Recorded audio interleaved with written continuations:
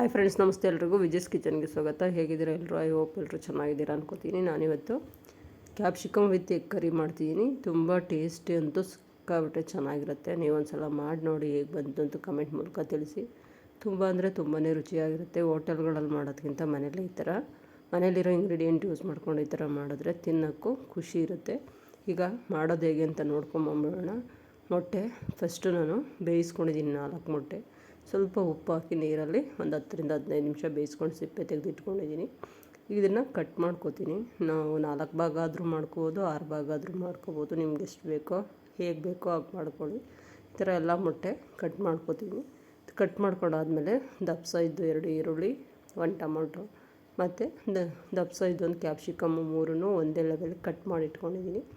ಈಗ ಮಾಡೋದು ಹೇಗೆ ಅಂತ ನೋಡೋಣ. ಸ್ಟವ್ ಮೇಲೆ ಒಂದು ಬಾಣಲೆ ಇಟ್ಕೊಂಡು ಬಾಣಲೆಗೆ ಒಂದು 2ರಿಂದ 3 ಟೇಬಲ್ ಸ್ಪೂನ್ ಎಣ್ಣೆ ಹಾಕಿ, ಎಣ್ಣೆ ಬಿಸಿ ಆದಮೇಲೆ ಅದಕ್ಕೆ ಸ್ವಲ್ಪ ಸೋಂಪು ಸೇರಿಸ್ಕೊತಾ ಇದ್ದೀನಿ. ಸೋಂಪು ಸ್ವಲ್ಪ ಫ್ರೈ ಆದಮೇಲೆ ಅದಕ್ಕೆ ಈರುಳ್ಳಿ ಏನು ಹೆಚ್ಚಿಟ್ಕೊಂಡಿದ್ನಲ್ಲ ಈರುಳ್ಳಿ ಹಾಕಿ ಫ್ರೈ ಮಾಡ್ಕೊತಿದ್ದೀನಿ. ನಿಮಗೆ ಸ್ವಲ್ಪ ಇದು ಗ್ರೇವಿ ಜಾಸ್ತಿ ಬೇಕು ಅಂದರೆ ಈರುಳ್ಳಿ ಟೊಮೊಟೊ ಫ್ರೈ ರುಬ್ಬಿಟ್ಟು ಪೇಸ್ಟ್ ಥರ ಮಾಡಿಕೊಂಡು ಮಾಡ್ಬೋದು. ಈಗ ಈರುಳ್ಳಿ ಚೆನ್ನಾಗಿ ಫ್ರೈ ಆಗ್ತಿದೆ. ಈಗ ಇದಕ್ಕೆ ಕ್ಯಾಪ್ಸಿಕಮ್ ಸೇರಿಸ್ಕೊತಿದ್ದೀನಿ. ಈರುಳ್ಳಿ ಸ್ವಲ್ಪ ಬಣ್ಣ ಚೇಂಜ್ ಆಗಿದೆ ನೋಡಿ. ಈ ಟೈಮಲ್ಲಿ ನಾನು ಇದಕ್ಕೆ ಕ್ಯಾಪ್ಸಿಕಮ್ ಸೇರಿಸ್ಕೊತಿದ್ದೀನಿ. ಕ್ಯಾಪ್ಸಿಕಮ್ ಕೂಡ ಫ್ರೈ ಆಗಬೇಕು. ಒಂದು 5 ನಿಮಿಷ ಮೀಡಿಯಮ್ ಫ್ಲೇಮಲ್ಲಿ ಇಟ್ಕೊಂಡು ಮಾಡ್ಕೊಳ್ಳಿ.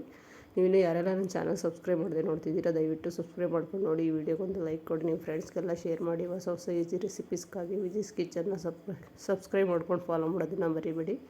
ಈಗ ಸ್ವಲ್ಪ ನಾನು ಕರಿ ಲೀವ್ಸ್ ಸೇರಿಸ್ಕೊತಾ ಇದ್ದೀನಿ. ಕರಿಬೇವು ನಿಮ್ಗೆ ಇಷ್ಟ ಇಲ್ಲ ಅಂದರೆ ಸ್ಕಿಪ್ ಮಾಡ್ಕೋಬೋದು, ಆದರೆ ಚೆನ್ನಾಗಿರುತ್ತೆ. ಇವಾಗ ಇದಕ್ಕೆ ಕಟ್ ಮಾಡಿ ಇಟ್ಕೊಂಡಿದ್ದಂಥ ಒಂದು ಟೊಮೊಟೊ ಸೇರಿಸ್ಕೊಂಡು ಅದು ಕೂಡ ಸ್ವಲ್ಪ ಮೆತ್ತಗಾಗೋವರೆಗೂ ಫ್ರೈ ಮಾಡ್ಕೊತಿದ್ದೀನಿ. ಟೊಮೊಟೊ, ಈರುಳ್ಳಿ, ಕ್ಯಾಪ್ಸಿಕಮ್ ಎಲ್ಲ ಒಟ್ಟಿಗೆ ಮೆತ್ತಗಾಗೋವರೆಗೂ ಫ್ರೈ ಆಗಬೇಕು. ಈಗ ಅದಕ್ಕೋಸ್ಕರ ಸ್ವಲ್ಪ ಉಪ್ಪು ಸೇರಿಸ್ಕೊತಿದ್ದೀನಿ. ಉಪ್ಪು ಹಾಕಿ ಫ್ರೈ ಮಾಡಿಕೊಂಡ್ರೆ ಸ್ವಲ್ಪ ಬೇಗ ಮೆತ್ತಗಾಗುತ್ತೆ. ಮೆತ್ತಗಾಗೋವರೆಗೂ ಇದನ್ನ ಒಂದು 5 ನಿಮಿಷ ಮೀಡಿಯಮ್ ಫ್ಲೇಮಲ್ಲಿ ಇಟ್ಕೊಂಡು ಫ್ರೈ ಮಾಡ್ಕೊತಿದ್ದೀನಿ. ನಿಮ್ಮ ಸಲಹೆ ಸೂಚನೆಗಳು, ಅನಿಸಿಕೆ, ಅಭಿಪ್ರಾಯಗಳು ಏನೇ ಇದ್ದರೂ ಕಮೆಂಟ್ ಬಾಕ್ಸಲ್ಲಿ ಹಾಕಿ. ದಯವಿಟ್ಟು ನೀವು ಒಂದು ಸಲ ಈ ಥರ ಮಾಡಿ ನೋಡಿ. Capsicum with egg curry puri, ರೊಟ್ಟಿ, ಚಪಾತಿ ಜೊತೆಗಂತೂ ಒಳ್ಳೆ ಕಾಂಬಿನೇಷನ್ನು. ಒಂದು ಸಲ ಮಾಡ್ತೀನಿ ನೋಡಿದ್ರೆ ನೀವೇ ಇಷ್ಟಪಟ್ಟು ಮತ್ತೆ ಮಾಡ್ತೀರಾ. ಮತ್ತು ಮಾಡೋವಾಗ ಸ್ಮೆಲ್ಲು, ಮನೇಲಿ ಟೇಸ್ಟು ಹೇಗೆ ಬರ್ತಿತ್ತು, ಘಮ ಘಮ ಪರಿಮಳ, ತಿನ್ನೋವಾಗ ರುಚಿ ಹೇಗಿತ್ತು ಅಂತ ಕಮೆಂಟ್ ಮೂಲಕ ತಿಳಿಸಿ. ಈಗ ಇದಕ್ಕೆ 1 ಟೇಬಲ್ ಸ್ಪೂನಷ್ಟು ಖಾರದ ಪುಡಿ, 1 ಟೇಬಲ್ ಸ್ಪೂನಷ್ಟು ಧನಿಯಾ ಪುಡಿ, 1/4 ಟೀ ಸ್ಪೂನಷ್ಟು ಜೀರಿಗೆ ಪುಡಿ, 1/4 ಟೀ ಸ್ಪೂನಷ್ಟು ಗರಂ ಮಸಾಲ, 1/4 ಟೀ ಸ್ಪೂನ್ ಹಳದಿ ಮತ್ತು ಎಗ್ ಕರಿ ಮಸಾಲ ಸ್ವಲ್ಪ ಸೇರಿಸ್ಕೊತಿದ್ದೀನಿ. ನೀವು ಚಿಕನ್ ಮಸಾಲ ಕೂಡ ಸೇರಿಸ್ಕೋಬೋದು ಇದಕ್ಕೆ ಬೇಕಾದ್ರೆ.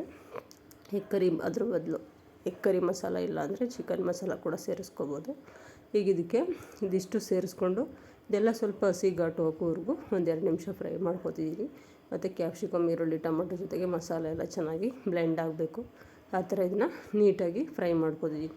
ಇದೆಲ್ಲ ಫ್ರೈ ಆದಮೇಲೆ ಇದಕ್ಕೆ 1 ಟೇಬಲ್ ಸ್ಪೂನಷ್ಟು ಕಡಲೆ ಹಿಟ್ಟು, ನಾವು ಬಜ್ಜಿ ಬೋಂಡ ಏನು ಮಾಡ್ತೀವಲ್ಲ ಕಡಲೆ ಹಿಟ್ಟು ಇದಕ್ಕೆ ಹಾಕ್ಕೊಂಡು ಅದು ಕೂಡ ಹಸಿ ಸ್ಮೆಲ್ ಹೋಗೋವರೆಗೂ ಫ್ರೈ ಮಾಡ್ಕೊತಿದ್ದೀನಿ. ಕಡಲೆ ಹಿಟ್ಟು ಏನಕ್ಕಪ್ಪ ಹಾಕೋದು ಅಂದರೆ ಸ್ವಲ್ಪ ತಿಕ್ನೆಸ್ ಬರುತ್ತೆ, ಟೇಸ್ಟ್ ಕೂಡ ಚೆನ್ನಾಗಾಗುತ್ತೆ ಅಂತ. ನೀವು ಟ್ರೈ ಮಾಡಿ ನೋಡಿ, ಹೇಗೆ ಬಂತು ಅನ್ನೋದನ್ನು ಕಮೆಂಟ್ ಮೂಲಕ ತಿಳಿಸಿ. ದಯವಿಟ್ಟು ಸಪೋರ್ಟ್ ಮಾಡಿ ಮತ್ತು ಸಬ್ಸ್ಕ್ರೈಬ್ ಮಾಡ್ಕೊಂಡು ನೋಡಿ ಫ್ರೆಂಡ್ಸ್, ಪ್ಲೀಸ್. ಹೀಗಿದನ್ನ ನೀಟಾಗಿ ಫ್ರೈ ಮಾಡ್ಕೊತಿದ್ದೀನಿ. ಕಡಲೆ ಹಿಟ್ಟು ನಾವು ಬಜ್ಜಿ ಬೋಂಡ ಏನು ಮಾಡ್ತೀವಲ್ಲ ಅದು ಬೇಸನ್ ಹಿಟ್ಟು ಅಂತ ಹೇಳ್ತೀವಲ್ಲ ಆ ಹಿಟ್ಟು, ಅದನ್ನು ಹಾಕಿ ಈಗ ಫ್ರೈ ಮಾಡ್ಕೊಂಡಿದ್ದೀನಿ. ಈಗ ಇದು ರೆಡಿಯಾಗಿದೆ. ಇದಕ್ಕೆ ಸ್ವಲ್ಪ ನೀರು ಸೇರಿಸ್ಕೊತೀನಿ. ಗ್ರೇವಿ ನಮ್ಗೆ ಯಾವ ತಿಕ್ನೆಸ್ ಬೇಕು ನೋಡಿಕೊಂಡು ಅಷ್ಟು ನೀರು ಸೇರಿಸ್ಕೋಬೇಕು. ತುಂಬ ಜಾಸ್ತಿ ಹಾಕ್ಕೊಬೇಡಿ, ಬೇಕು ಅಂದರೆ ಮತ್ತೆ ಸೇರಿಸ್ಕೋಬೋದು. ಈಗಿದು ಆಲ್ರೆಡಿ ಎಲ್ಲ ಎಣ್ಣೆಲೆ ಫ್ರೈ ಆಗಿರೋದ್ರಿಂದ ಒಂದು 2 ನಿಮಿಷ ಕುದ್ರೆ ಸಾಕು. ಈಗ ಮೊಟ್ಟೆ ಏನು ಬೇಯಿಸಿ ಕಟ್ ಮಾಡಿ ಇಟ್ಕೊಂಡಿದ್ವಿ ಅದನ್ನು ಇದಕ್ಕೆ ಹಾಕಿ ಸ್ವಲ್ಪ ಉಪ್ಪು ಸೇರಿಸ್ಕೊಂಡು ಒಂದು 2 ನಿಮಿಷ ಮೀಡಿಯಮ್ ಫ್ಲೇಮಲ್ಲೇ ಬೇಯಿಸ್ಕೊತೀನಿ. ಇದನ್ನು ಮಿಕ್ಸ್ ಮಾಡುವಾಗ ಸ್ವಲ್ಪ ಕೇರ್ಫುಲ್ಲಾಗಿ ಮಾಡ್ಕೊಳ್ಳಿ. ಹೇಗಿದ್ದರೂ ಮೊಟ್ಟೆ ಸ್ವಲ್ಪ ಬಿಟ್ಕೊಡುತ್ತೆ, ಆದರೆ ಟೇಸ್ಟ್ ಏನು ಚೇಂಜ್ ಆಗೋಲ್ಲ. ಟೇಸ್ಟ್ ಅಂತೂ ಸಖತ್ತಾಗಿರುತ್ತೆ, ಒಳ್ಳೆ ಟೇಸ್ಟು. ನಾನು ರೊಟ್ಟಿ ಜೊತೆ ಸರ್ವ್ ಮಾಡ್ಕೊಂಡಿದ್ದೆ. ನೀವು ಚಪಾತಿ, ಪೂರಿ ಯಾವುದ್ರ ಜೊತೆ ಬೇಕಾದರೂ ತಿನ್ಬೋದು. ತುಂಬ ಟೇಸ್ಟಿಯಾಗಿರುತ್ತೆ. ನಾನು ಆಲ್ರೆಡಿ ಅಕ್ಕಿ ರೊಟ್ಟಿ ವೀಡಿಯೋ ನನ್ನ ಚಾನಲಲ್ಲಿ ಅಪ್ಲೋಡ್ ಮಾಡಿದ್ದೀನಿ. ನೀವಿನ್ನೂ ಯಾರೆಲ್ಲ ನೋಡಿಲ್ಲ ದಯವಿಟ್ಟು ಒಂದು ಸಲ ನೋಡ್ಕೊಂಬನ್ನಿ. ಈಗ ನೋಡಿ egg curry, capsicum with egg curry ರೆಡಿಯಾಗಿದೆ. ತುಂಬ ಅಂದರೆ ತುಂಬಾ ಚೆನ್ನಾಗಂತೂ ಆಗಿತ್ತು. 2 ಟೈಮ್ ಅದನ್ನೇ ತಿಂದ್ವಿ ರೊಟ್ಟಿಗೆ. ತುಂಬ ಟೇಸ್ಟಿಯಾಗಿ ಬಂದಿತ್ತು. ನೋಡಿದ್ರೆ ಬಾಯಲ್ಲೇ ನೀರು ಬರೋ ಥರ ಇದೆಯಲ್ಲ. ನೀವೊಂದು ಸಲ ಟ್ರೈ ಮಾಡಿ, ಹೇಗೆ ಬಂತು ಅಂತ ಕಮೆಂಟ್ ಮೂಲಕ ತಿಳಿಸಿ. ಹಾಗೆ ಜಾಸ್ತಿ ಸಪೋರ್ಟ್ ಮಾಡಿ, ಸಬ್ಸ್ಕ್ರೈಬ್ ಮಾಡ್ಕೊಂಡು ವೀಡಿಯೋ ನೋಡಿ. ವೀಡಿಯೋ ನೋಡಿದ್ದಕ್ಕೆ ನಿಮ್ಮೆಲ್ಲರಿಗೂ ಧನ್ಯವಾದಗಳು ಫ್ರೆಂಡ್ಸ್.